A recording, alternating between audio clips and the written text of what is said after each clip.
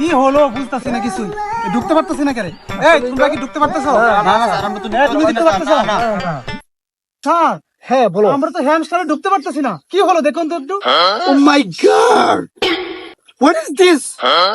তাড়াতাড়ি দ্রুত স্যারকে ফোন দিতে হবে। হ্যালো স্যার, আপনি কোথায় আছেন? আমরা খুব প্রবলেমে পড়ে গেছি।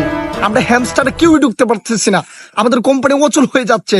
আমাদের কর্মচারী যারা আছে সবাই বসে আছে, কেউই কাজ করতে পারতেছে না। তাড়াতাড়ি দ্রুত আপনি আমাদের মাঝে উপস্থিত হন। স্যার এখনো আসে না কেন? এই বেটা সুপারভাইজার কি তুইছে? স্যার আমাদের ওয়েবসাইটটা মনে ব্র্যান্ড হয়ে গিয়েছে, আমরা কেউই ঢুকতে পারতেছি না। আমাদের কর্মচারী সবাই বসে আছে স্যার। আমরা তো খুব সমস্যায় পড়ে গিয়েছি, আমরা কেউ হ্যামস্টার ঢুকতে পারতেছি না। সব কর্মচারী বসে আছে, আমাদের ওয়েবসাইটটা মনে ব্র্যান্ড হয়ে গিয়েছে স্যার। আমরা কি করবো স্যার? আমরা তো কোটি কোটি টাকার মালিক হবো স্বপ্ন দেখছিলাম স্যার।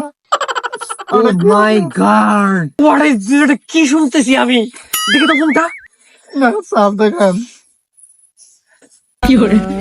হ্যাঁ, এটা তো সত্য সত্য বলতে গেছে। হ্যাঁ স্যার, আমি তো এটাই বলছি আপনাকে।